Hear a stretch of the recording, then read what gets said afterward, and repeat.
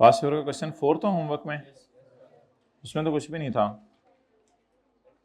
ये देखें पेज 410 पे।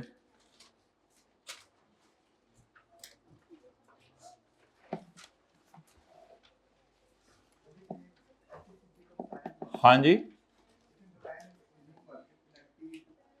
पेनल्टी बताया ना हो तो एज्यूम कर लो कि नॉट अलाउड है। सही कह रहे हो आप, बताना चाहिए उसे। Lease payments made during the year amounted to 0.65 million. जो लीज पेमेंट्स इस साल हुई हैं डेटा 0.65 मिलियन, ये 0.65 मिलियन है लीज पेमेंट्स।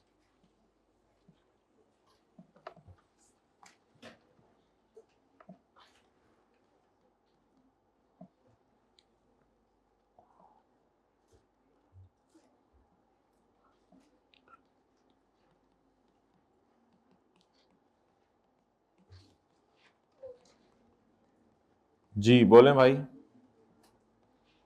अब lease payments made during the year कितनी है?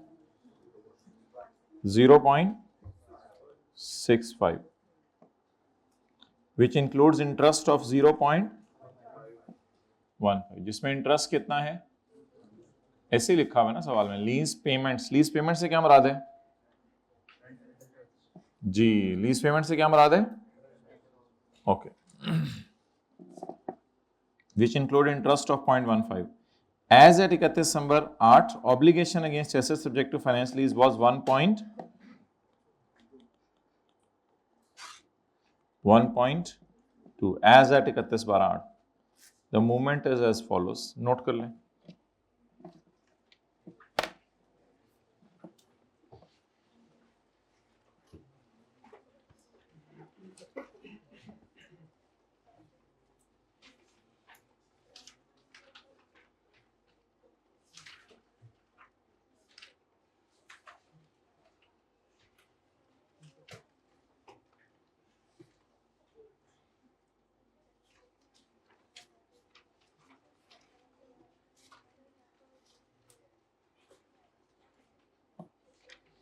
चलें जी आगे। ये हाइब्रिड में दूसरी रो में क्या सीए करा रहे हैं? ये इधर वाला सीए भी कर लें जो हो रहा है, हम करा रहे हैं जो। आप बता दें करना क्या होता है। अकाउंटिंग डेप्रिसिएशन और इंटरेस्ट उल्टाकर रेंटल माइनस कर देना होता है, बाकी तो कुछ भी नहीं था। बैलेंस शीट में क्या होगा? राइट ऑफ यूज नजर आएगा और लीज लायबिलिटी नजर आएगी। क्या नजर नहीं आएंगी? इनकी टैक्स बेस। और क्या नजर आएंगी? इनकी कैरिंग अमाउंट्स। तो कितने लोगों का बस हो गया था पहली ट्राई में ये सवाल? अच्छा, और इसमें कुछ भी नहीं था, करंट और डेफर्ड टैक्स एक्सपेंस निकालना था, नोट भी नहीं बनाना था। यानी नोट में पहली 2 लाइनें समझ लें, करंट टैक्स एक्सपेंस और डेफर्ड टैक्स एक्सपेंस निकालना था बस, कोई रिकॉन्सिलेशन भी नहीं बनानी थी। पास्ट पेपर का क्वेश्चन नंबर 10 निकाल लें।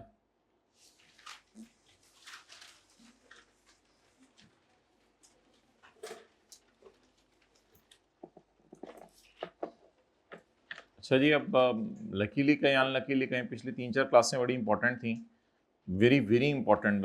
एक यानी कि एक फेज IS 12 का गुजरा है जो कि मोस्ट क्रिटिकल और इंपॉर्टेंट था, but if you have missed that so you have missed a lot.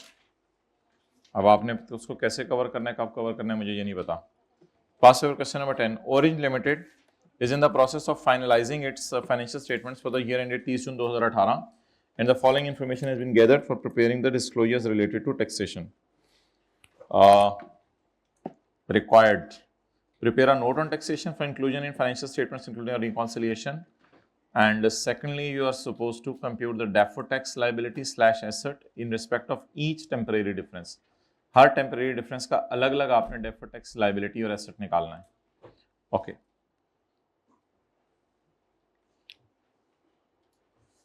इस सवाल में एक इंफॉर्मेशन है जिसको मैं पहले पढ़ूंगा, फिर उसके बाद में सवाल शुरू करूंगा। जाहिर बात है रीडिंग टाइम में आपने ये पढ़ लिया होगा। इस लाइन का मतलब बताएं। Net deferred tax liability as on 1 July 2017 arose on account of following.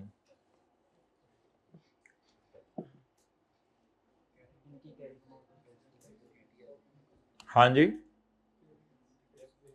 हाथ खड़ा करके बताएं सारे डेटा से करेंगे क्या। हाइब्रिड में लास्ट रो प्लीज बातें ना करें, जो दोबारा ना कहना पड़े पूरी क्लास में। जी बताएं स्टैटिक का करेंगे क्या।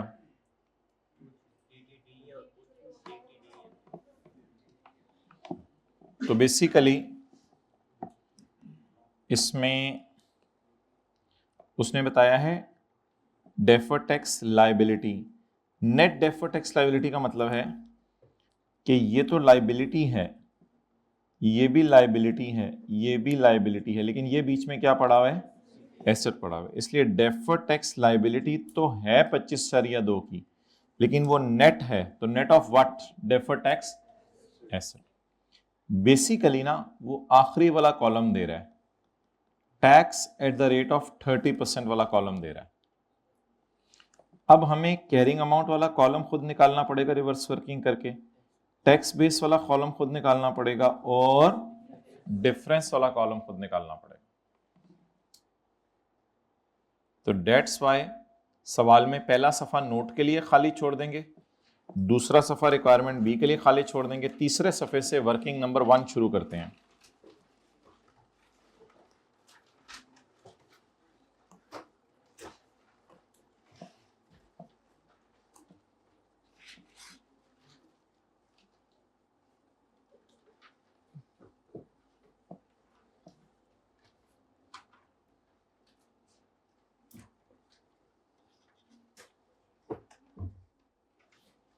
चलें जी, working number 1।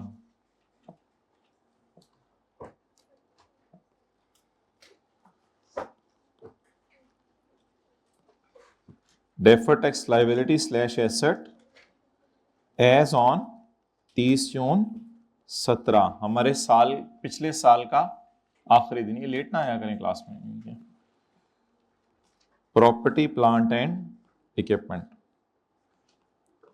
Carrying amount, tax base, difference, tax at the rate of 30%, DTL 34.5, DTL 5.4, DTA 14.7। अब इनकी आप रिवर्स वर्किंग करें और रिवर्स वर्किंग करके डिफरेंस वाला कॉलम निकाल लें। इस फिगर पर कितने परसेंट लगा होगा तो ये फिगर आई है। तो क्या मैं कह सकता हूं ये फिगर 30 पे पड़ी है तो मुझे 100 दे दो। आप कैलकुलेटर पे क्या करेंगे, 34.5 पड़ा है 30 पे, तो मुझे 100 दे दो। 115। 5.4 30 पे पड़ा है तो मुझे 100 दे दो। Trademark intangible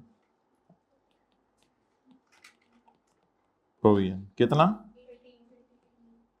18। 14.7 30 पे पड़ा तो मुझे 100 दे दो। 49।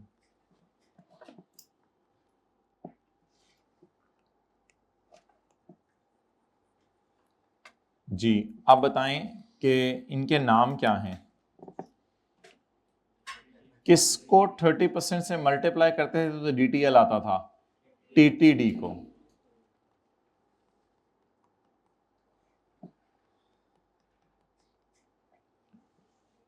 आपको पता है taxable temporary difference will always result in deferred tax. The logic is कि फ्यूचर में आपको ज्यादा टैक्स देना पड़ेगा, तो आज आप उसके लिए क्या फील करें, लायबल।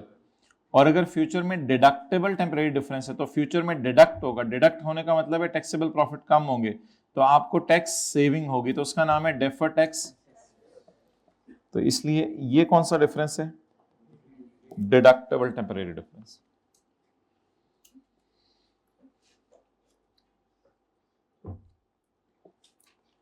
अच्छा, अब जहां तक ताल्लुक है अकाउंटिंग वालों की बीवी और टैक्स वालों की बीवी, वो मैं कुछ एज्यूम नहीं कर सकता क्योंकि अब वो मेरे पास डेटा अवेलेबल नहीं है। कुछ ना कुछ अकाउंटिंग वालों की बीवी होगी, कुछ ना कुछ टैक्स वालों की बीवी होगी, लेकिन अब मुझे नहीं पता कितनी होगी। Similarly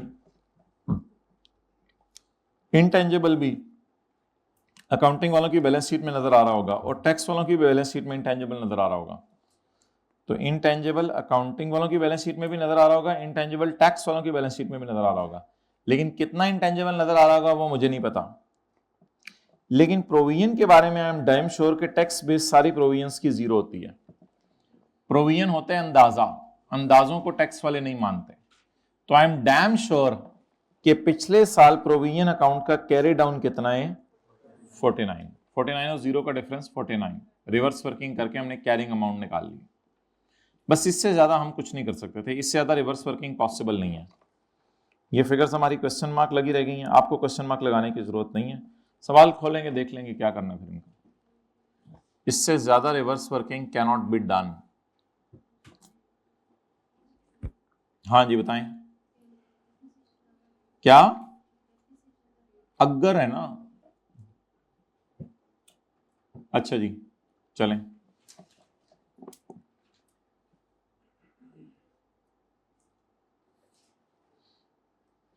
Orin Limited is in the process of finalizing financial statement for the year ended 30 June 2018. The following information has been gathered for preparing the disclosures related to taxation.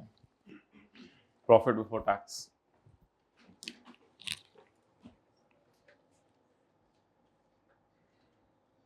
Working number 2,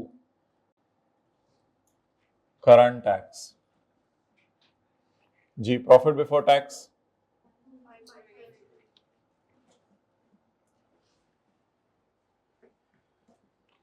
अच्छा, आज मैं चीजों को साथ साथ एडलेस करता रहूंगा, इसमें भी कोई हर्ज नहीं। अकाउंटिंग वालों को depreciation for the year exceed the tax वालों की depreciation bye 45. During the year, Oval sold a machine whose accounting BV exceeded the tax BV by 15. चलें जी।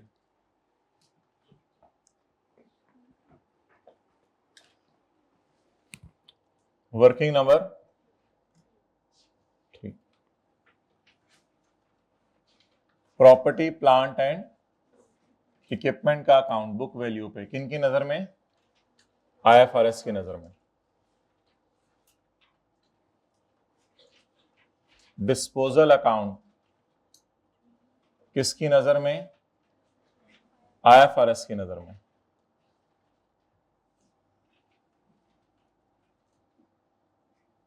पीपी का अकाउंट किसकी नजर में, टैक्स वालों की नजर में। डिस्पोजल का अकाउंट किसकी नजर में, टैक्स वालों की नजर में। ये ऊपर वाले दो अकाउंट चिट्टी वाले की नजर में और नीचे वाले दो अकाउंट लाल वाले की नजर में। ओके, दूसरी लाइन पढ़ें। अकाउंटिंग वालों की डेप्रिसिएशन टैक्स वालों की डेप्रिसिएशन से 45 ज्यादा है, तो अकाउंटिंग वालों की डेप्रिसिएशन टैक्स वालों की डेप्रिसिएशन से 45 ज्यादा है।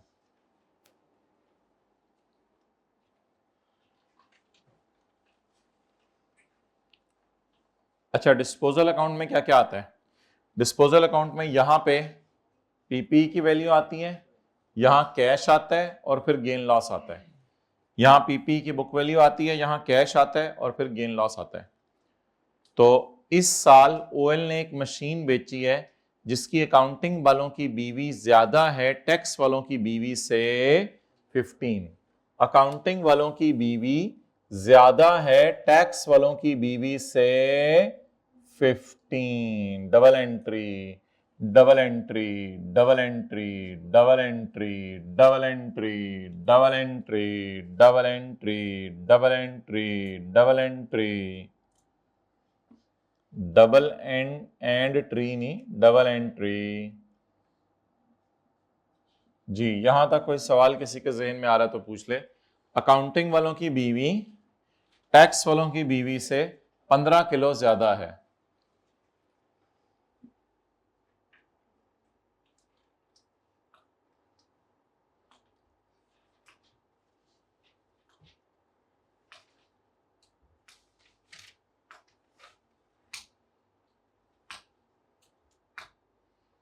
एक पाउंड का केक मिलता है ना, तो 120 केक पड़े हो तो साथ वाला उतना ही है तकरीबन। अच्छा, अब हम मुझे ये बता दें कि ये कैरी डाउन्स कैसे निकालें। कैरी डाउन्स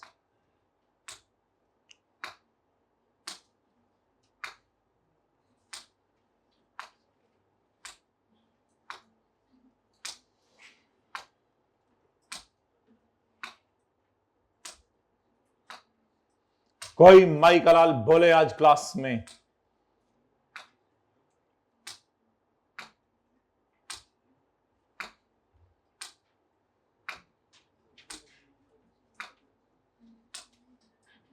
जी जल्दी बोलें।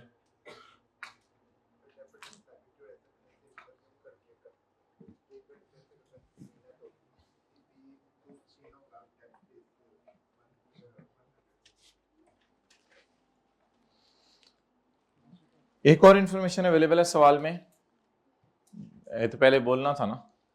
The opening book value as per IFRS exceeded the opening tax base by 115। अब आप कहें आपको कैसे पता चला कि ये एक्सीड का लफ्ज है?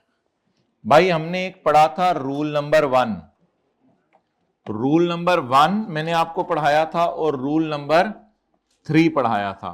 रूल नंबर 1 मैंने आपको पढ़ाया था कि अगर कभी भी जिंदगी में if carrying amount of asset is greater than tax base of asset, then it will always result in taxable temporary difference. When multiplied with the tax rate, will result in deferred tax liability. तो based on this concept, DTL के बाप का नाम था TT। अगर asset में TTD आ रहा है तो इट मींस के बीच में कौन सा साइन है? ग्रेटर का।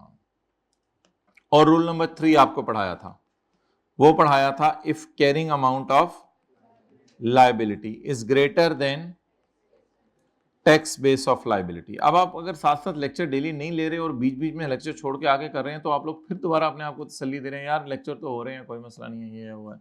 एक लेक्चर भी छोड़ के अगले लेक्चर में आएंगे तो परेशानी होती है फिर। Into 30% will result in deferred tax asset. तो ये आपको 4 गोल्डन रूल्स बताए थे, फॉर्मूले बताए थे। तो अब मुझे बता दें, अगर एसेट के केस में TTD आ रहा है तो इसका मतलब है यहां पे ऑब्वियसली कौन सा साइन होगा? रिवर्स वर्किंग कर सोच के बताएं, यहां कौन सा साइन होगा? अब ये साइन लगाएं, क्योंकि ये एसेट है और TTD दे रहा है इसलिए फॉर्मूला 1 लगेगा और यहां ग्रेटर का साइन लगाएंगे। तो यहां ग्रेटर का साइन लगा दें। ये भी ग्रेटर का साइन है क्योंकि ये भी एसेट है, लेकिन लायबिलिटी है तो लायबिलिटी में अगर DTD है तो ग्रेटर का साइन लगाना है, और वो DTD है। रूल नंबर 1 और 3 ही चल रहा है, तो अभी ग्रेटर का साइन। अब ये 3 ग्रेटर के साइन लगा दें। अब वर्किंग 1 के नीचे जाके एक फिक्रा लिखें अपनी तरफ से। पेपर में लिखना जरूरी नहीं, पेपर में लिखना जरूरी नहीं, फिक्रा इसी तरह का बनाएं। Opening book value as at the start of year as per accountants exceed the tax book value by rupees इतने, इस तरह का फिक्रा। और इस तरह का फिक्रा हमने किसी सवाल में पहले पढ़ा भी है, वो कोई और सवाल था, ढूंढना पड़ेगा इधर। तो एक फिक्रा note, opening book value as per IFRS exceed the tax book value या tax base by rupees 115 million।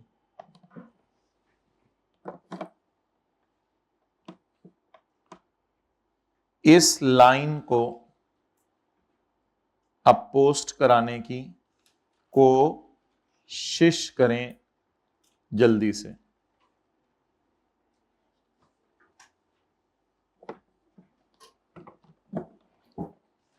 चलें जी, इस लाइन को पोस्ट कराने की कोशिश।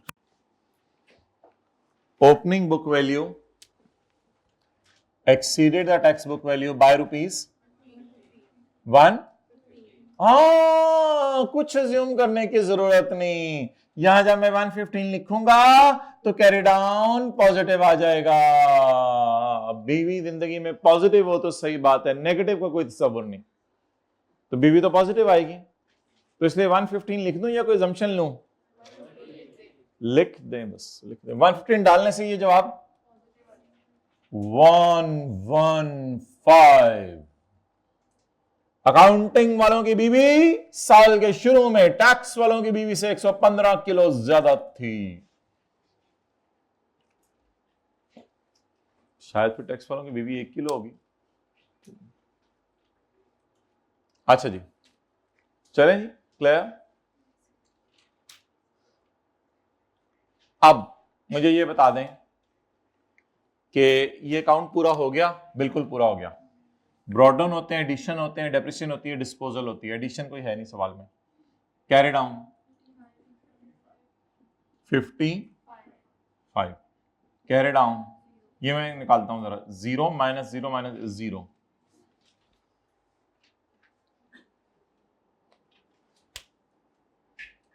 सो डिस्पोजल अकाउंट में कैश नहीं है। मैं जा रहा हूं उठ के क्लास से, आई के बोलो तुमने डिस्पोजल अकाउंट में कैश नहीं दिया, हम कैसे सवाल पूरा करें? बताएं।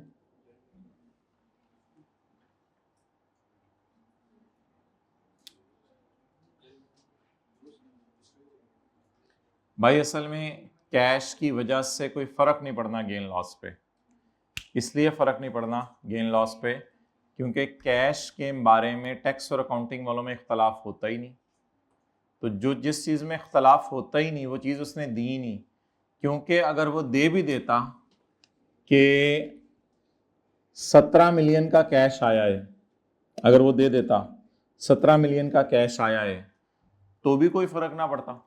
देखें कैसे, अभी तो उसने कहा है ना 17 मिलियन का कैश आया है, फर्ज करें 17 लिखना नहीं है, फर्ज करें कहते 17 मिलियन का कैश आया है, तो अकाउंटिंग वालों का गेन कितना होता? 2 रुपए, और टैक्स वालों का गेन 17 रुपए। तो आप क्या करते हैं, अकाउंटिंग वालों का गेन कितना गेन है, कितना गेन है? अकाउंटिंग वाला गेन उल्टा के टैक्स वालों का गेन ऐड कर देते। ओवरऑल इंपैक्ट क्या होता? ओवरऑल इंपैक्ट क्या होता? ओवरऑल इंपैक्ट क्या होता? 15 रुपए ऐड हो जाते।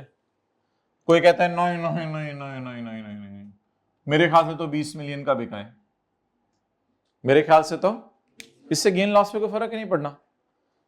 तो फिर अकाउंटिंग वालों का गेन कितना होता?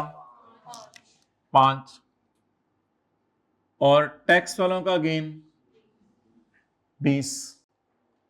तो अब बता दें ओवरऑल इंपैक्ट क्या हुआ है? वही 15 क्या हो गया? ऐड हो गया।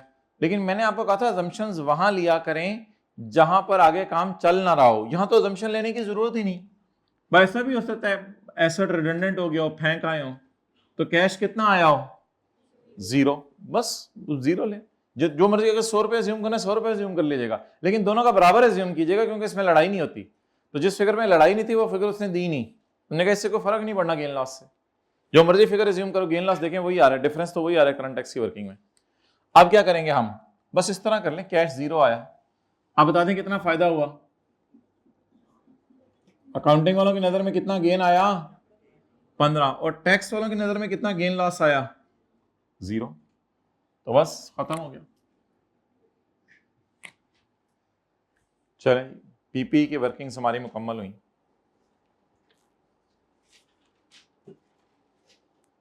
अब आप बता दें करंट टैक्स में क्या जाना है और डेफर्ड टैक्स में क्या जाना है, फिर उसको लेके चलते हैं। करंट टैक्स में अकाउंटिंग वालों के डिविजन उल्टा देता हूं 45, और टैक्स वालों के डिविजन माइनस कर देता हूं। माइनस करने की बजाय अगर 0 भी लिख दें तो खैर है, टाइम ज़ाया ना क्या करें। असूली तौर पे ये करना चाहिए अकाउंटिंग वाले के डिविजन उल्टा दें 45 और टैक्स वालों के डिविजन माइनस कर दें। तो फिलहाल खाली ऐड ही कर दें बस, ऐड अकाउंटिंग वालों की डेप्रिसिएशन कितना? 45। और अगला काम ये करें कि अकाउंटिंग वालों का गेन उल्टा दें, अकाउंटिंग वालों का लॉस आ रहा है। ओहो, वो मैं इतनी देर से जो है, अच्छा आपको उस वक्त गेन आ रहा था, ठीक है उस वक्त गेन आ रहा था। अकाउंटिंग वालों का लॉस उल्टा दें और टैक्स वालों का लॉस रिकॉर्ड कर दें। तो अकाउंटिंग वालों का लॉस बस ऐड करते हैं, टैक्स वालों का लॉस क्या माइनस करना है, ऐड कर दें अकाउंटिंग वालों का लॉस। तो डेटा अधूरा था लेकिन अल्लाह का शुक्र है नतीजा वही निकला। जी बता दें।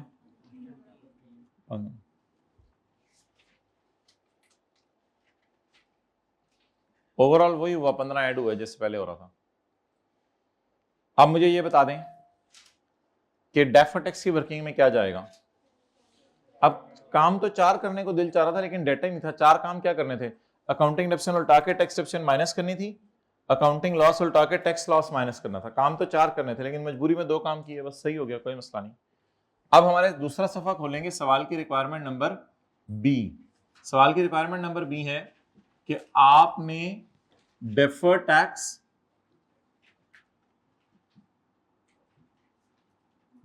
टैक्स लायबिलिटी स्लैश एसेट निकालना है। गलती से उसने रिक्वायरमेंट में ईयर एंड डालना भूल गया आई कैप। अब जाहिर बात है जो ईयर एंड रिक्वायरमेंट ए का होगा वही बी का लेंगे, तो रिक्वायरमेंट बी में उसने ईयर एंड नहीं डाला, तो ईयर एंड मैं 30/18 ही ले लेता हूं।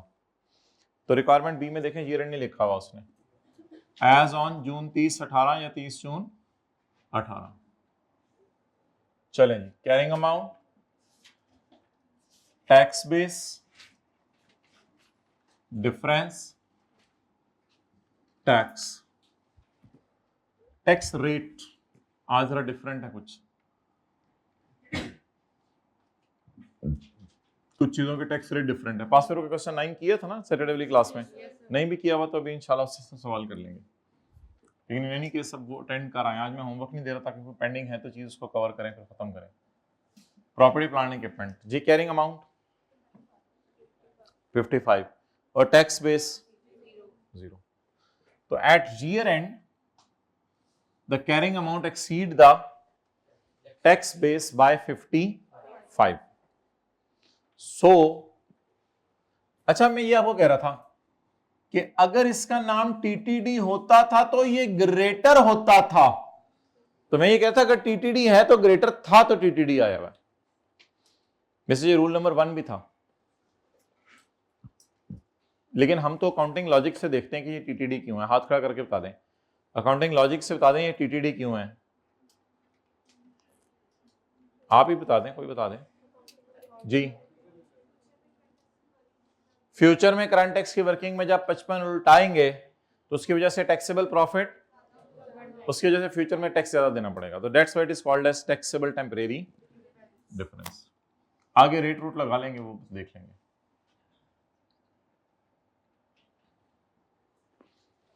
ठीक है जी, अब ये वर्किंग्स फारिग हुई हमारी।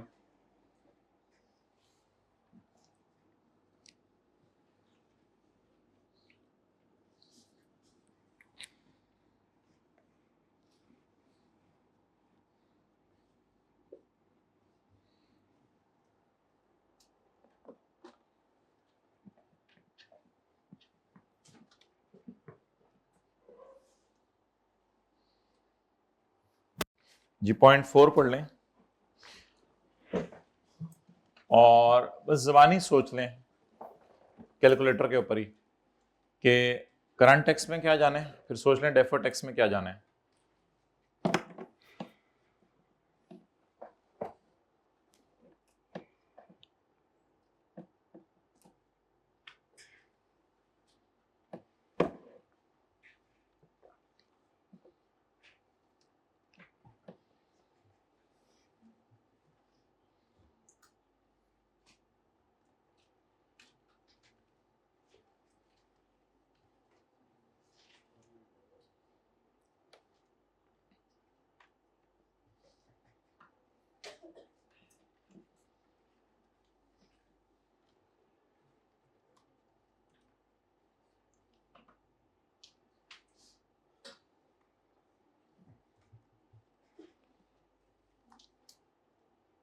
हो गया, चलें। अब मैं इसके लिए टी काउंट नहीं बना रहा, बस ऐसी सिंपल सी आपको एक डायग्राम बना के दिखा देता हूँ। वैसे तो ये ज़बानी भी हो सकता है। OL carries a trademark of 90 million. OL एक ट्रेडमार्क कैरी करे जो कि 90 मिलियन का है, इसकी लाइफ क्या है? इंडेफिनिट। यूजफुल लाइफ इंडेफिनिट है, विच वॉज एक्वायर्ड ऑन 1 जुलाई 2015, जो 1 जुलाई 15 को खरीदा था। हमारा साल कौन से? 30 जून 18। तो हमारा साल 30 जून 18 है। ये हमने खरीदा कब था भाई? उससे देखो दूसरा पेन हो गया चार्ज, ब्लैक वाला देखो।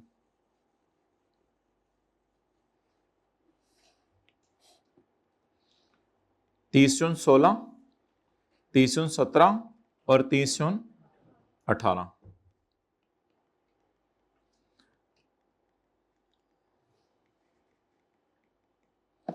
अच्छा,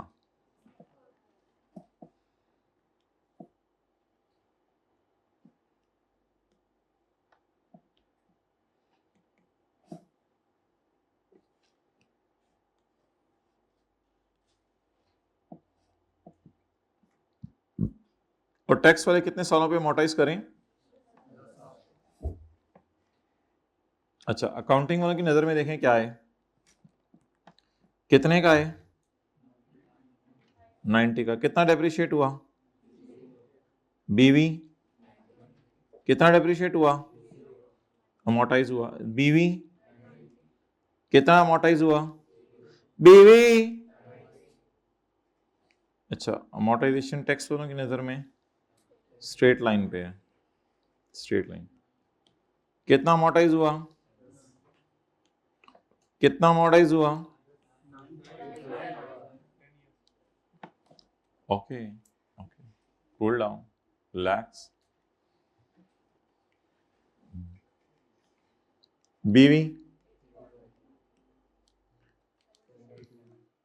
बीवी अगर 9 किलो से कम हो जाए तो कितने किलो की रहेगी? 72, 63। अब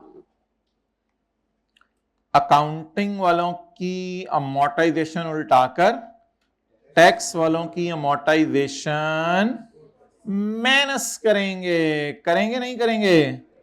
अकाउंटिंग वालों की अमोर्टाइजेशन उठाकर टैक्स वालों की अमोर्टाइजेशन माइनस करेंगे। ये करंट टैक्स में हो जाएगा। ये तो पिछले साल की करंट टैक्स में गया होगा ना, ये उससे पिछले साल की करंट टैक्स में गया होगा। हमने तो हमारे साल की करंट टैक्स में लेके जाना है। और हमारे साल अकाउंटिंग वालों की बीवी ये होगी और टैक्स वालों की बीवी ये होगी। होगी कि नहीं होगी? होगी। अकाउंटिंग वालों की बीवी कितने किलो है? 90। टैक्स वालों की बीवी कितने किलो है? वापस ले जाएं 63, वापस ले जाएं। डन। अच्छा, तो बता दें आप करंट टैक्स की वर्किंग में क्या जाना है? दोबारा लगवाएं। करंट टैक्स की वर्किंग में क्या जाना है? अकाउंटिंग अमोर्टाइजेशन ऐड होगी और टैक्स अमोर्टाइजेशन ये कैरिंग। ये मैंने एसेट अकाउंट बनाया है, स्टेटमेंट वो वैसे अजीब सी डायग्राम फॉर्म में, और ये टैक्स बेस। लेकिन मेरे भाई एक और बात बता दे कोई बच्चा हाथ खड़ा करके। परमानेंट डिफरेंस नहीं है, वो मैं बात कर लेता हूं आपसे, क्लास के बाद आइएगा। अभी कर लेता हूं, चले कहेंगे पता नहीं क्लास के बाद क्या। तो परमानेंट डिफरेंस नहीं है, ये टेम्परेरी डिफरेंस है। अच्छा, परमानेंट डिफरेंस तो हमारे वही है, रिडक्शन नॉट अलाउड और एग्जेम्प्ट इनकम, और कोई नहीं है परमानेंट डिफरेंस। अच्छा बताएं भाई। एक्सेलेंट। वर्किंग वन वाली लाइन में अगर आप 90 और 72 डाल लें तो डाल के इंशाल्लाह आपका रिजल्ट सही आ जाएगा। ये आप चेक करना चाहें तो कर सकते हैं। वर्किंग वन वाली लाइन में 90 और 72 डाल के चेक कर लें। ये ओपनिंग बीवीज है ना, आपको पता है ओपनिंग बीवी भी तो होती है ना। तो ओपनिंग बीवीज में अगर आप ये डालें,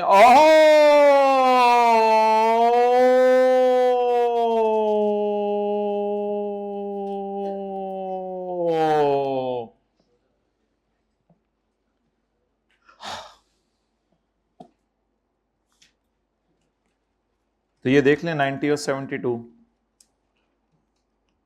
जवाब 18 ही आ रहा है। इसका मतलब है ओपनिंग बीवीज इतना डाटा अवेलेबल है। पीपी का फिर भी नहीं डाटा अवेलेबल, पीपी का डाटा फिर भी नहीं अवेलेबल, लेकिन इनटेंजिबल का उसने डेट ऑफ परचेज से लेके डाटा दे दिया उसने, लुट मचा दिया उसने। तो सोचा करें इस तरह। तो आप साथ वाले को आज कह दें तेरी अकल घास चरने गई हुई थी, तू भी तो बोल सकता था। कह दिया जिसको तो कभी कभी कह दिया करें, हल्का सा कभी कभी कह दिया करें।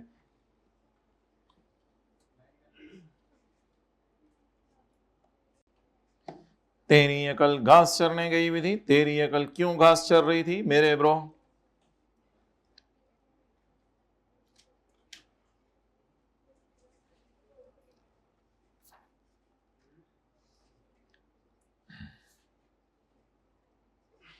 डाउन। चलें जी, अब मुझे वो पोस्टिंग कर दें आप लोग।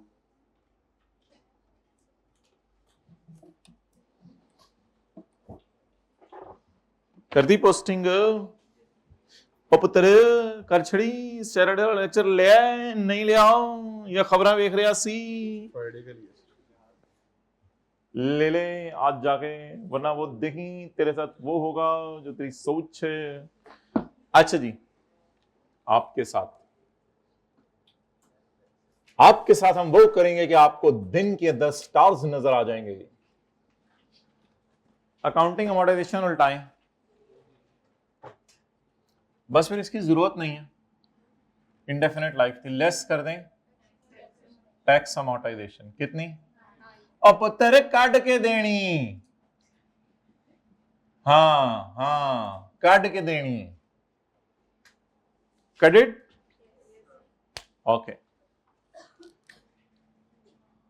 अब आप ट्रेडमार्क की बीवी बताएं, अकाउंटिंग वालों की कितने का खरीदा था? पहले साल कितना अमोर्टाइज हुआ? दूसरे साल, तीसरे साल 0। तो बीवी कहां आके खड़ी हो गई? 90 पे। बीवी आप बैठ जाइए, खड़ी ना हुआ करें, हमें अच्छा नहीं लगता। टैक्स सालों की बीवी कितनी थी? पहले साल 9, अगले साल 9, अगले साल 9, 63। So that is all about बीवी, अकाउंटिंग वालों की बीवी एंड टैक्स वालों की बीवी।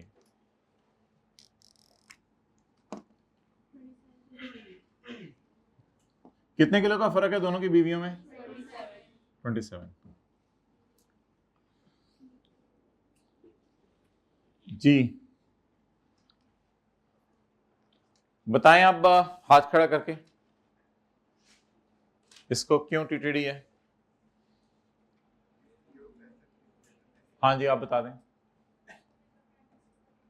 क्या?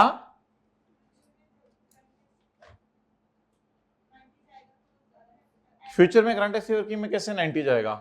वो तो अकाउंटिंग वाले डेप्रिशिएट ही नहीं कर रहे। एस्टीमेट चेंज कर सकते हैं, चलो ये भी एक अच्छा जवाब है। Excellent, I also appreciate this question. 20 रुपए का इनाम बनता था इस पे। अच्छा जवाब है, अप्रिशिएट। एस्टीमेट भी तो चेंज हो सकता है फ्यूचर में, वेल डन। और जी और नहीं, 20 में तो 90 की बात कर रहा हूं, 27 का सवाल ही नहीं मैं पूछ रहा। जब इसको सेल करेंगे, ये जवाब है डंके की चोट पर। जब इसको सेल करेंगे तो सेल करने पे आमतौर पे इंटेंजिबल्स, ट्रेडमार्क रिडंडेंट हो जाते हैं, फारक हो जाते हैं। तो जब इसको सेल करेंगे तो 90 का लॉस आ जाएगा। जब इसको सेल करेंगे 90 का, इसलिए ये टेम्परेरी डिफरेंस है, परमानेंट डिफरेंस नहीं है। जब इसको सेल करेंगे 90 का लॉस आ जाएगा, तो अकाउंटिंग वाले लॉस उल्टाएंगे 90 का और टैक्स वालों का लॉस माइनस करेंगे, वो अलग बात है। लेकिन फिलहाल अगर ये डेप्रिशिएट होता रहा तो टैक्स वाले डेप्रिशिएट करे होंगे 63 और अकाउंटिंग वाले फ्यूचर में उल्टाएंगे 90। तो वही बात जो 27 का टैक्सेबल टेम्परेरी डिफरेंस आ जाएगा। It is not a permanent difference. याद रखिएगा, अगर अकाउंटिंग वाले डेप्रिशिएट नहीं करते तो अकाउंटिंग वाले एक और खर्चा तो रिकॉर्ड करेंगे ना, बेचने पे लॉस। वो तो लॉस तो इसलिए अकाउंटिंग वाले इंशाल्लाह इस 90 को खर्चे में लेके जाएंगे। डेप्रिसिएशन के नाम से लेके जाएंगे या लॉस के नाम से लेके जाएंगे? लॉस के नाम से लेके जाएंगे। इसलिए याद रखिएगा, अगर एसेट्स की इनडेफिनेट लाइफ है, डजंट मीन कि एक परमानेंट डिफरेंस है। परमानेंट डिफरेंस तो ये होता है कि अकाउंटिंग वाले कभी खर्चे में नहीं डालेंगे और टैक्स वाले खर्चे में डाल रहे हैं, ऐसी बात तो नहीं है। अकाउंटिंग वाले तो इंशाल्लाह खर्चे में डालेंगे। कब खर्चे में डालेंगे? जब कभी डिस्पोज होगा तो आप इसका एक्सपेंस रिकॉर्ड कर देंगे। तो बहरहाल वो greater that is taxable temporary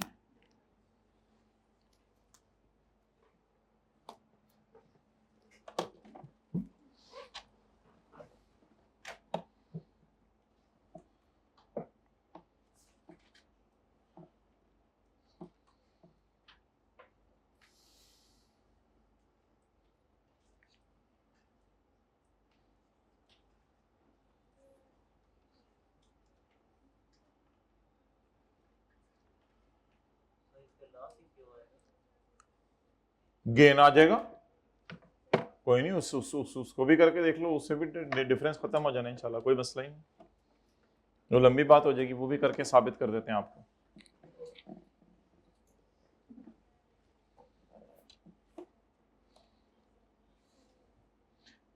ऐसी अब भाई ने बात छेड़ दी है, मिसाल के तौर पे पहले साल के दूसरे साल के पहले दिन ही बिक जाता तो भी देखें टेम्परेरी डिफरेंस है, कितने का एसेट खरीदा है 90 का। फ्यूचर में अगर किसी ने टीचर बनना है तो उसके लिए मैं ये बता रहा हूं, अभी हमारा ये सब्जेक्ट मैटर नहीं है, ऐसी अजीब सवाल बहस बढ़ाई हमने। तो अकाउंटिंग वालों ने कितना डेप्ट किया 0 90 0, तो अकाउंटिंग वालों की बीवी 90।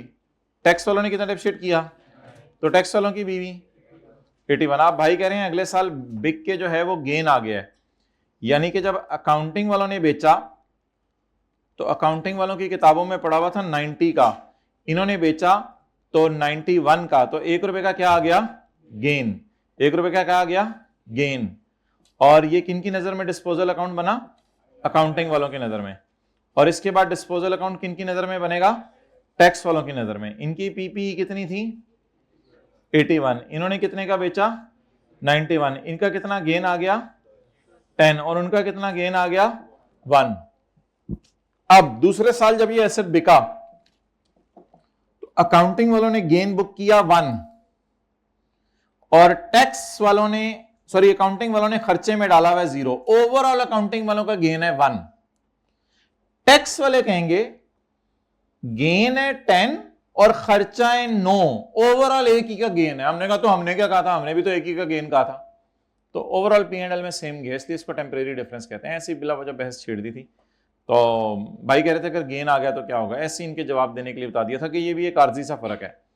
दूसरे साल कितनी खुशी हुई 1 की, और पहले साल अकाउंटिंग में कितना गम हुआ था 0 का, ओवरऑल खुशी 1। टैक्स वालों को कितनी खुशी हुई 10 की, कितना गम हुआ था ओवरऑल खुशी, तो 1 और 1 का मतलब ये है कि दोनों ने एक ही इनकम में डाला है। तो दैट वाज टेम्परेरी डिफरेंस, आर्जी सा फर्क था, खत्म हो गया। तुमने भी 1 डाला, हमने भी 1 डाला इनकम में, तो that was a temporary difference.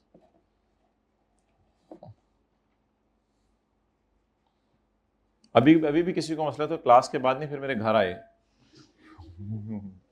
रहती आपसे तो जरा भी चलती है ना, मैं बर्दाश्त नहीं करता, आप कर लेते हो। अच्छा एड्रेस बता दें तो डायरेक्ट हो गए हैं ये तो। चलें जी, तुसी पानी पींदे रहो, बोतल खत्म करो, ਅਸੀਂ सीए करिए। अकाउंटिंग अमोर्टाइजेशन उठा के टैक्स अमोर्टाइजेशन माइनस कर दी और कैरिंग अमाउंट और टैक्स बेस लिख दी। आगे चलें, चलिए दुनिया दी उसनो खड़े।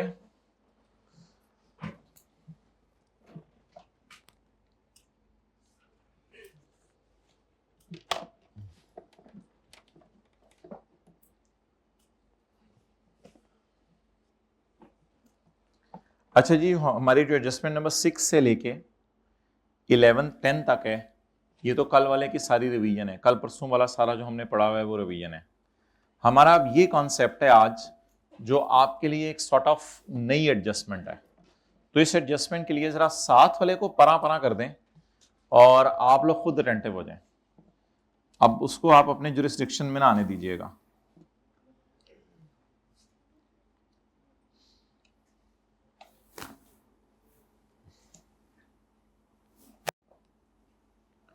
अच्छा भाई, चाहे हो प्रोविजन फॉर ग्रेचुटी और चाहे हो प्रोविजन फॉर वारंटी, इन दोनों का टी काउंट सेम मेथोडोलॉजी के ऊपर बनेगा जिस तरह क्रेडिटर का अकाउंट बनता था बचपन में, opening plus purchases minus payments is equal to closing. तो इन दोनों का अकाउंट सेम मेथोडोलॉजी के ऊपर बनेगा। Working number 7। अच्छा जी, प्रोविजन फॉर ग्रेचुटी का अकाउंट ऐसे बनता था कि पिछले साल के एंड पे हमारा ख्याल था कि जाने वाले मुलाजमीन को देने पड़ेंगे 70 मिलियन। पिछले साल के एंड पे हमारा ख्याल था जाने वाले मुलाजमीन को देने पड़ेंगे। इस साल लोगों ने और नौकरी की, तो और नौकरी करने की वजह से हमारा ख्याल है कि जाने वाले एम्प्लॉयज को और 12 देने पड़ेंगे। इसमें से कुछ एम्प्लॉयज जो है वो हमें छोड़ के चले गए, इसमें से कुछ एम्प्लॉयज जो है वो हमें छोड़ के चले गए और हमने जाने वालों को पेमेंट कर दी 30 की। अब जब कभी बाकी एम्प्लॉयज आएंगे तो उनको कितना देना पड़ेगा? 82 माइनस 30 52। अब हम इसको करते आराम से थे, अकाउंटिंग वालों की नजर में ये खर्चा है, इसको उल्टा दो, टैक्स वालों की नजर में ये पेमेंट है, इसको माइनस कर दो। क्रेडिटर अकाउंट इसी तरह बनता है ना, ये बेसिकली प्रोविजन फॉर ग्रेचुटी सब है, payable for gratuity, gratuity payable. तो opening creditor purchases minus payment is equal to closing creditor, creditor account की तरह बनता है। तो साल के शुरू में एम्प्लॉयज को कितने देने थे? 70। अगर छोड़ जाएं, छोड़ते तो नहीं इतनी जल्दी, और लोगों ने नौकरी की इस साल, उनको और भी देने हैं पैसे, कितने? 12। इस साल जाने वालों को दे कितने दिए? जो रह गए अभी उनको फिर कभी जब रिटायर होंगे तो कितने देंगे? 52। तो अब करेंगे क्या? करंट टैक्स की वर्किंग में आके इसको उल्टा के इसको माइनस कर देंगे। और डेफर्ड टैक्स की वर्किंग में आपको पता है हम क्या करते थे, ये मेरे ख्याल से पास्ट पेपर क्वेश्चन 4 में भी थी ये एडजस्टमेंट, में लग रहा है कल वाले होमवर्क में, ग्रेचुटी की। तो कैरिंग अमाउंट इसकी आ रही होगी, अकाउंटिंग वाले कह रहे हैं जाने वालों को कितने देने हैं? 52, और टैक्स वाले कह रहे होंगे जाने वालों को पैसे नहीं देने, वो जो जाएंगे देखे टैक्स बेस जीरो होगी, हर प्रोविजन की टैक्स बेस जीरो होती है। अच्छा, प्रोविजन फॉर वारंटी अब कोई अजीब चीज नहीं है। प्रोविजन फॉर वारंटी भी इसी तरह है। पिछले साल जो मोबाइल बेचे थे ख्याल था उसमें से 70 मिलियन की रिपेयर करके देनी पड़ेगी। इस साल और मोबाइल बेचे तो ख्याल है 12 मिलियन की रिपेयर करके देनी पड़ेगी, उसमें से 30 मिलियन की रिपेयर करके देनी पड़ेगी। ये कौन से वाले 30 होंगे, 70 वाले या 12 वाले? कोई भी हो सकते हैं, इस साल वाला भी आ सकता है मोबाइल, हो सकता है किसी का जल्दी मोबाइल खराब हो गया हो। कुछ लोग होते हैं बहुत ज्यादा तुखनियां लेते हैं, हो सकता है किसी का जल्दी मोबाइल खराब हो गया, इस साल आ गया, उसमें तो वारंटी कार्ड में 1 साल लिखा हुआ था, पुराने साल वाले भी आ रहे होंगे, इस साल वाले 2 साल लिखा हुआ था, पुराने साल वाले भी आ रहे होंगे, इस साल वाले भी आ रहे होंगे। तो प्रोविजन फॉर वारंटी अकाउंट क्या कहते हैं? साल के शुरू में जिनको मोबाइल सही करके देने हैं, कितने के देने हैं? 70, क्योंकि इनको सेल किस साल की है? पिछले सालों में। इस साल जो मोबाइल सेल की है उनकी वजह से कितना रिपेयर करके देनी पड़ेगी? 12। अंदाजा चल रहा है, एंट्री क्या होगी? एक्सपेंस डेबिट पेएबल क्रेडिट, अंदाजा चल रहा है। पेएबल के अगेंस्ट पेमेंट्स कितनी होगी? कितने के मोबाइल सही करके दे दिए? 30 के। 30 का रिपेयर का खर्चा हो गया हमारा। और आइंदा कभी फ्यूचर में लोग आएंगे तो उनको कितने के मोबाइल सही करके देने होंगे? 52 के। तो अब करंट टैक्स की वर्किंग में क्या जाएगा? करंट टैक्स की वर्किंग में क्या जाएगा? इसको कहा करेंगे हम warranty expense for the year. क्या कहा करेंगे इसको? Warranty expense for the year. इसको उल्टा दिया करेंगे और माइनस किसको किया करेंगे? Warranty expense for the year उल्टा के वारंटी पेमेंट माइनस कर दिया करेंगे, और कैरिंग अमाउंट 52 होगी, टैक्स बेस 0।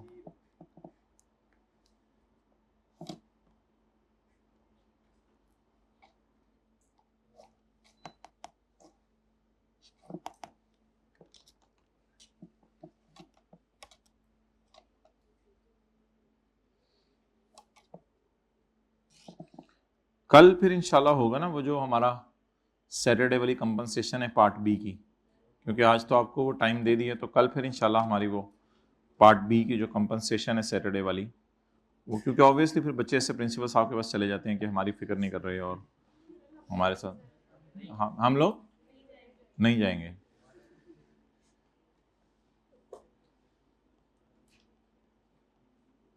देख लें आप लोग, वैसे प्रिंसिपल साहब की बेगम और मेरी बेगम भी आपस में एक दूसरे को जानती हैं, फिर वो जब प्रिंसिपल साहब घर में जाके अपनी बेगम को बताएंगे तो वो मेरी बेगम से पूछेंगे कि आपके तो शोर पढ़ाते ही नहीं, वो कह देते हैं, और फिर तो ऐसे तो ये तो फिर बात घरों तक पहुंच जाएगी। तो ये तो कोई ना कोई तो प्रिंसिपल साहब को बता ही देगा, ये इधर तो कह रहे हैं कि नहीं, लेकिन जाते जाते बता ही देंगे कि सैटरडे का पार्ट बी सर अभी तक नहीं आया, हालांकि हमें एडमिशन के टाइम पे बताया गया था कि सैटरडे को जो है वो एक्स्ट्रा क्लास हुआ करेगी, लेकिन उसके बाद वो जान दो यार, वो इधर नोटिस लिख के लगाया, कितने लोगों ने पढ़ा था हाथ खड़ा करें, ये देख लें, ये उधर ही जाके। अच्छा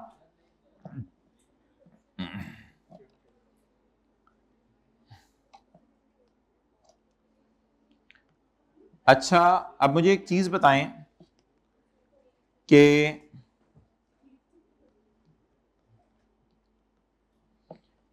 ये फिक्रा 0.5 वाला पढ़ने से पहले कोई एक चीज बता दें हाथ खड़ा करके, फिर उसके बाद जो है वो मैं ये फिक्रा पढ़ता हूं 0.5 वाला, हाथ खड़ा करके। एक्सेलेंट। ओपनिंग वर्किंग 1 में दिया हुआ है, ओपनिंग वर्किंग 1 में दिया हुआ है, किस नाम से? ये ओपनिंग नहीं है 14.7, ओपनिंग तो हमने मेहनत करके निकाला है 49। So what was the carrying amount of liability at start of my year और end of previous year? So अल्हम्दुलिल्लाह इसकी टैक्स बेस 0 होती है, इस वजह से मुझे पता चला इसकी कैरिंग अमाउंट 49 है, वरना इल्हाम नहीं होना था। इसकी टैक्स बेस हमेशा 0 होती है, दैट्स व्हाई मुझे पता चला कि इसकी कैरिंग अमाउंट इज 40। तो साल के शुरू में बताएं जिनको वारंटीज ऑनर करके देनी है उनकी तरफ हम कितना लायबल फील कर रहे हैं? 49।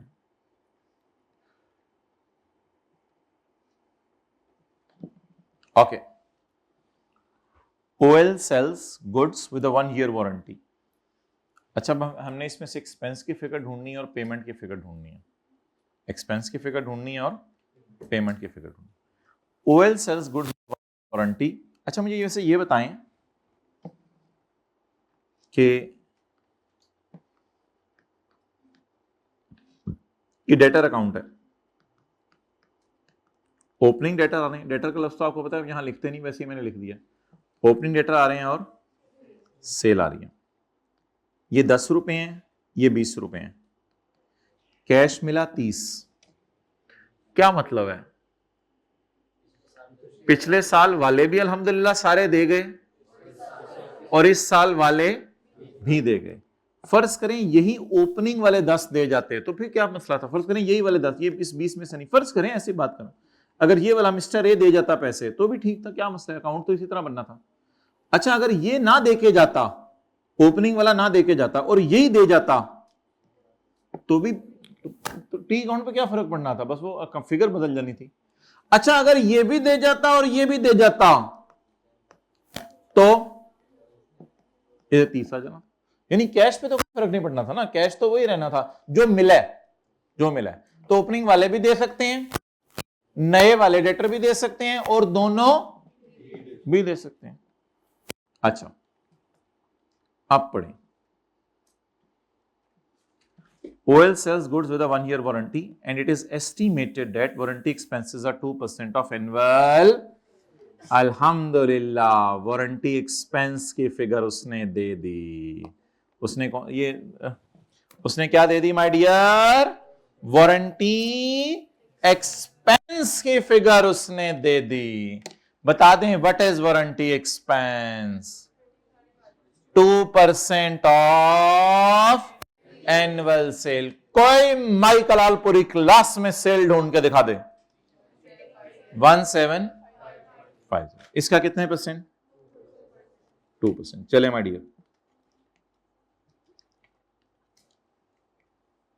17 इंटू इज इक्वल टू 35। इसको मैं अभी बाहर नहीं लेके जा रहा, इसको थोड़ा सा अंदर रखें अपने पास, बाहर नजर लग जाएगी जरा।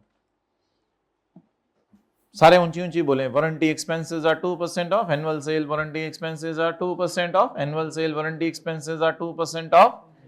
तो खुद दे रहे वो वारंटी एक्सपेंस, अल्लाह का शुक्र है ये फिगर उसने दे। Actual payments related to warranty claims were 54। Actual payments were 54। आपको नजर आ रहा है पेन कहां जा रहा है? ये हल्का सा डॉट नजर आया, ये रशीद जो घूम रहे हैं नजर आ रहे हैं, यहां क्या जाएंगी? इधर तो नहीं जाएगा, इधर जाएगा, ले जाएं। उसमें से वारंटी क्लेम्स कितने ऑनर हुए? 54, यानी एक्चुअल पेमेंट्स जिनको मोबाइल सही करके दे दिए, कितने के सही करके दे दिए? 54 मिलियन के, जिसमें से 38 मिलियन वो थे जो पिछले साल वाले थे, जिसमें से 38 मिलियन वो थे जो पिछले साल वाले थे। अबे 22 रुपए तुझे क्यों आए? इसलिए कि 20 रुपए हमारे साल वाला तो फौरन दे गया, पिछले साल वाला भी 2 रुपए दे गया। इसमें से 2 रुपए वो थे जो पिछले साल वाले थे, हमारे साल वाले तो सारे दे गए, पिछले साल वाले भी 2 रुपए दे गए। पता नहीं किन लोगों के साथ आजकल रह रहे हैं। जिसमें से 38 मिलियन पिछले साल वाले थे, यानी कि मुझे ये लग रहा है कि 49 में से 38 की रिपेयर हो गई है। 49 में से 30, वैसे टोटल रिपेयर कितने की हुई है? ये तो पिछले साल वाले तो 38 रिपेयर हो गए। नहीं 35 ना देखें, 35 ना देखें, ऐसे ही थोड़ा सा पूछ रहा हूं कि पेमेंट्स टोटल कितनी हुई हैं? इसमें से पिछले साल वाले 38, बाकी 16 क्या है? 16, ये 16 मैंने कैसे निकाला है? कैसे बैलेंसिंग निकाला है? ऐसी बात कर रहा हूं। इसमें 2 पिछले साल वाले हैं, इसमें 2, तो 22 माइनस 2 20 इस साल वाले। वैसे मेरे ख्याल से ना इस ब्रेकअप का कोई फायदा नहीं था कि 38 और 16 में मैंने अलग अलग कर दिया। बस ये दिल की तसल्ली है कि थोड़े से वो वाले हैं, थोड़े से ये वाले हैं। दिल की तसल्ली के लिए मैंने अलग अलग कर दिया। यहां तक बात समझ आ गई? अच्छा, sales for the year under the tax law these expenses are only allowed on payment. ये तो आपको पता ही है लाइन, कि यानी कि ये खर्चा माइनस करने की इजाजत नहीं है, बल्कि सिर्फ आपको क्या माइनस करने की इजाजत है? पेमेंट माइनस करने की इजाजत है। अब कोई बंदा हाथ खड़ा करके एक चीज बता दे जो सवाल में लिखी हुई है और बड़ी मजे की है। पहले वो फिक्रा मुझे हाईलाइट करवाए, उसके बाद उसका मतलब बताए। हाथ खड़ा करें, कौन बोला था? 1 मिनट, कैश हाथ खड़ा करें, कौन बोला था? 1 ईयर वारंटी जी, 1 ईयर वारंटी, ठीक है। अब अगला इसका मतलब बताएं। 1 ईयर वारंटी बोल दिया, वेल डन। 50 रुपए नाम बन गया, नहीं अब उन्हीं को बताना, 50 रुपए नाम बन गया। अब इसकी ट्रीटमेंट बताएं। क्या चलें, ट्रीटमेंट कोई और बता दे, मिल के 100 रुपया पूरा।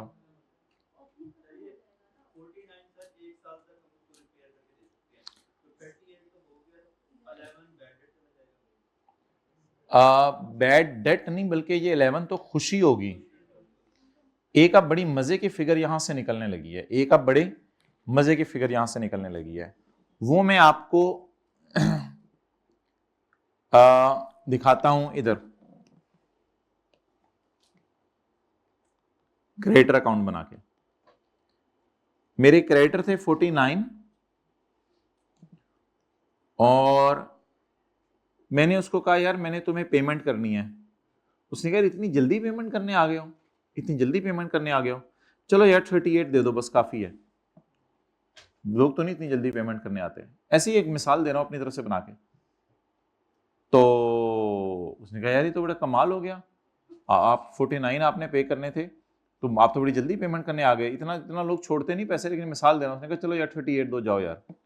तो जाहिर बात है बाकी बैड डेट तो नहीं है माय डियर, बाकी तो खुशी है। आपने कितने देने थे? देने थे, क्रेडिट अकाउंट कितने देने थे, कितने दिए? भाई अटेंटिव रहे, कितने दिए, कितने आप देने ही नहीं। तो ना देने पे बैड डेट होगा या खुशी होगी? डन, ये समझ आ गई बात? वो बताएं, क्रेडिटर को 49 देने थे, वो कहते 38 दे दो बस जाओ अब। तो कितने नहीं देने?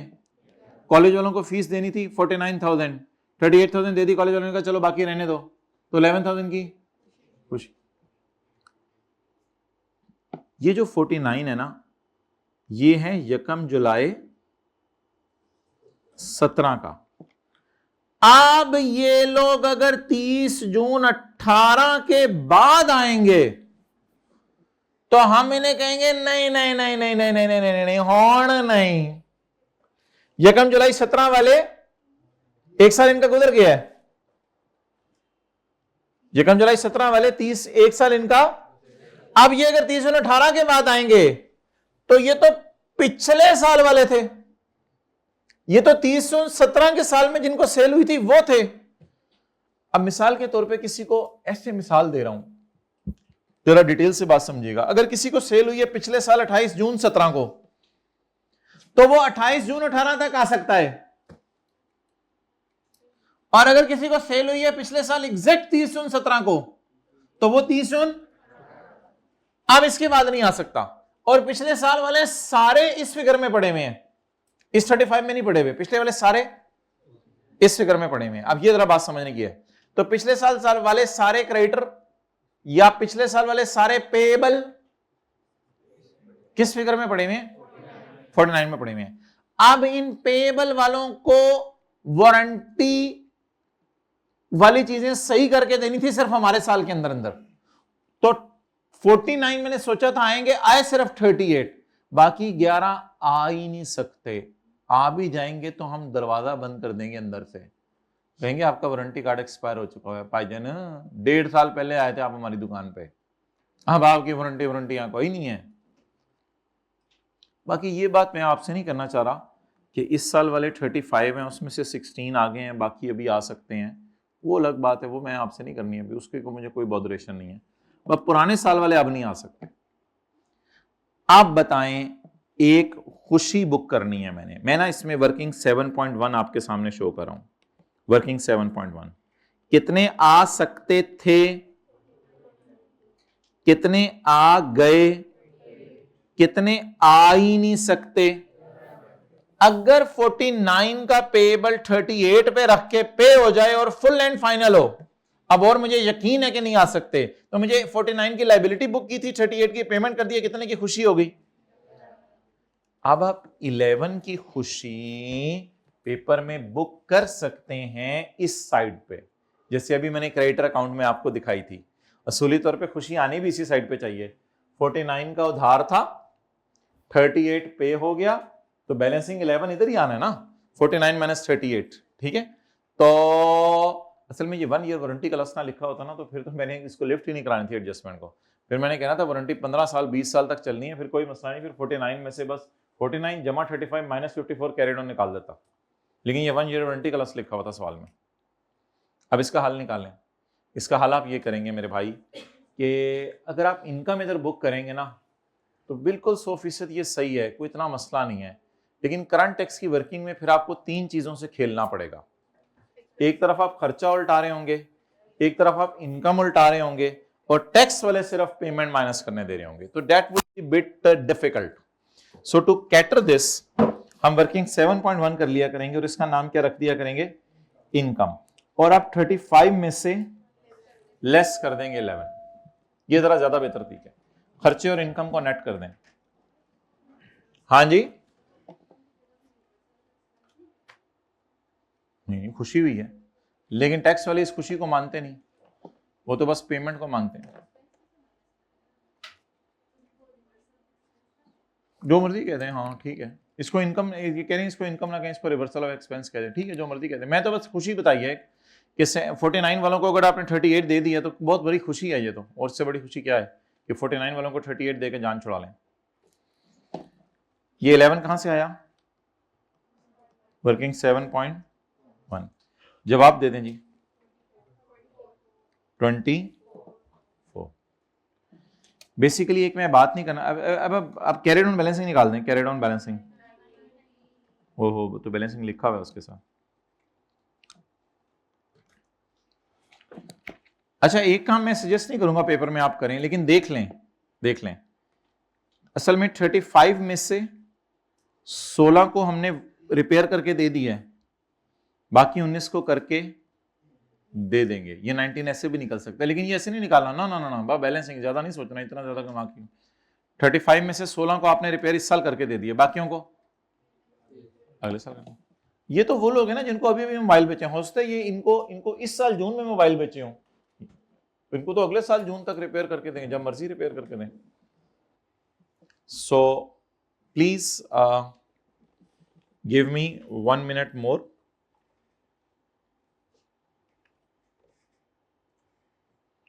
And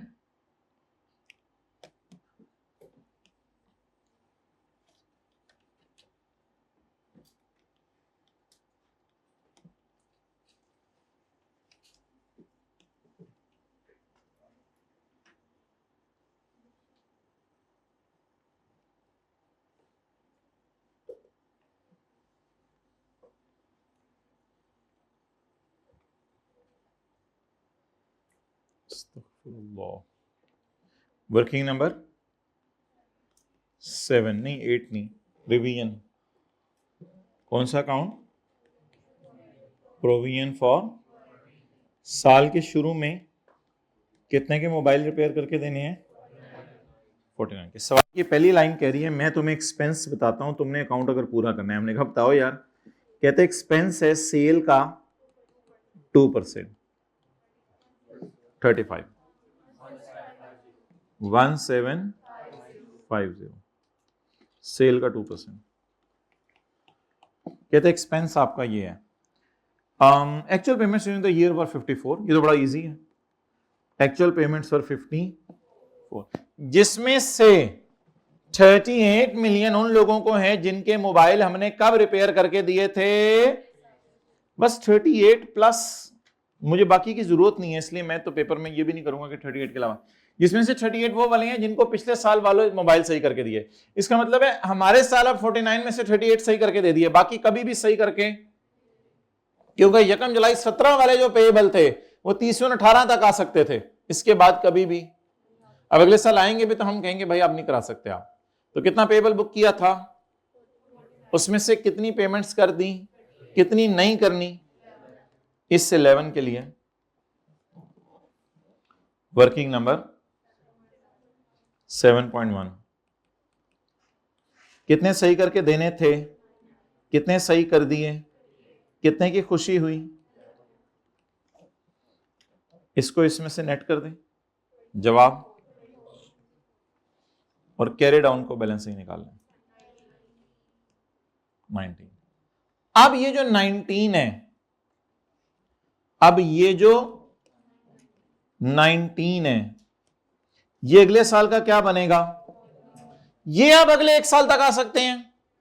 इनमें से अगर मैंने फर्ज करें 17 सही करके दे दिए, अगले साल का डेटा मैं नहीं दे रहा आपको, इनमें से सिर्फ 17 सही करके दे दिए और बिजनेस बंद कर दिया। अब मैंने सेल करना बंद कर दिया इस साल, खर्चा खुर्चा मेरा कोई नहीं है, सेल 0 तो सेल का 2% 0, मैंने सेल बंद कर दिया, मैंने दुकान बंद कर दिया। मैं बस इस इंतजार में बैठा हूं कि एक साल गुजरे, वो जो मैंने वादे किए हुए थे, मरना है मैंने, वो मैं वादे पूरे करूं और मैं घर जाऊं। तो अब क्या करेंगे, 2 को कहां ले जाएंगे? इनकम में ले जाएंगे, ये एक्सपेंस से नेट कर दें, वो बात अपनी जगह। अच्छा अब भाई मेरे बिल्कुल आसान चीजें हैं, बिल्कुल परेशान नहीं होना। जिस बच्चे ने यहां -11 नहीं किया होगा और अगर आई के अपने इस एडजस्टमेंट के 5 नंबर रखे हुए हैं तो उसको 4.5 मिल गए होंगे। क्यों? क्योंकि उसने उल्टाया होगा 35 माइनस किया होगा 54। आई कैप ने इसके भी उसको नंबर दिए होंगे, सिर्फ 35 उसने गलत लिखे, इसके नंबर काटे होंगे। वो कैरिंग अमाउंट में लेके गया होगा 19 की जगह जो भी फिगर है, लेकिन उसके नंबर नहीं कटेंगे उसके, क्योंकि वो गलती कैरी फॉरवर्ड हुई है। वो कैरिंग अमाउंट में वो फिगर लेके गया होगा, टैक्स बेस में लेके गया होगा, ग्रेटर की वजह से उसने डीटीडी लगाया होगा, डीटीडी लगाने के बाद उसने जो है वो डिफरेंस निकाल के रेट लगाया होगा, उस सारी गलती के मार्क्स कैरी फॉरवर्ड नहीं होंगे। और अगर इस पूरी एडजस्टमेंट के आई के अपने 4 नंबर रखे हुए तो इसको 3.5 मिल जाएंगे, क्योंकि इसने बस 11 माइनस नहीं किया। तो इसलिए परेशान होने की जरूरत नहीं होती। एडजस्टमेंट के अंदर कोई ऐसी चीज आ जाए तो आपने इस एडजस्टमेंट को जहां तक खुद कर सकना है वहां तक कर देना, उस चीज के मार्क्स हल्के फुल्के कट जाएंगे, उससे क्या फर्क पड़ता है। चलें कभी कभी ऐसे हौसले की बातें भी कर दिया करें, वरना हमारे जैसे तो टाइम हो जाते हैं जी। ग्रेजुएटी एक्सपेंस और टाइम, जरा टाइम होके दिखाएं साथ वाले के कंधे पे। Add warranty expense, working number कितना 20 और लेस पेमेंट्स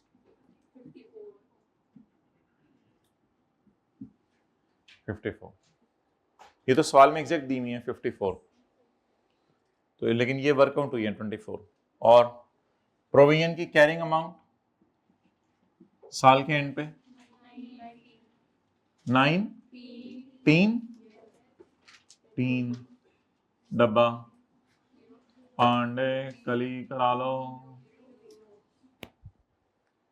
अच्छा जी, टैक्स वालों की नजर में प्रोविजंस एग्जिस्ट नहीं करते। आप तो शुरू से हाई फाई इलाकों में आप लोगों ने ये आवाजें नहीं सुनी नहीं पांडे। अच्छा तो tax base 0 if carrying amount exceeds the tax base in respect of liabilities then rule 3 will apply. लेकिन इसको छोड़ें, अभी रूल 3 है, इसको छोड़ें। मुझे बताएं ये 19 जब कभी पेएबल पे होगा तो टैक्स वाले इसको डिडक्ट करने देंगे ऑन पेमेंट बेस। तो पेएबल पे होगा तो पेएबल पे होने से डिडक्ट होगा, डिडक्ट होने की वजह से फ्यूचर में करंट टैक्स में फिगर माइनस होगी, तो it is deductible in. Rule 3 भी कहता है कि अगर लायबिलिटी की कैरिंग अमाउंट टैक्स बेस से बढ़ी हो तो डिडक्टेबल टेम्परेरी डिफरेंस होता है। आप ही को कह रहा हूं, रिस्पॉन्ड करो ना, ठीक है। वह ब्लू टिक आ गया तो मेरे जैसे को समझ नहीं आती कि अगले ने पढ़ लिया या नहीं पढ़ा, वो तो क्यों बच्चों के हाथ में मोबाइल होता है। सर ने सुबह का मेरा मैसेज देखा हुआ है, अभी तक रिप्लाई नहीं किया, ये तो टिक भी आ गई है, तो ये भी हो। अच्छा जी, तो समझ आ गई ये तो ऑनलाइन भी नजर आ रहा है बंदा, फिर भी मुझे रिप्लाई नहीं कर रहा, पता नहीं क्या मसला है इसको। पिछले 20 मिनट से ऑनलाइन बैठा हुआ है।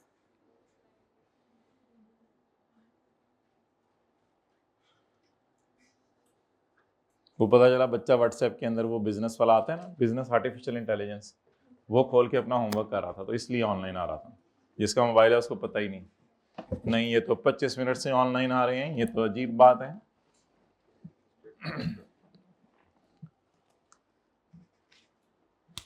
हाइब्रिड में सेकंड रो में उठा दें इनको, सुबह हो गई है।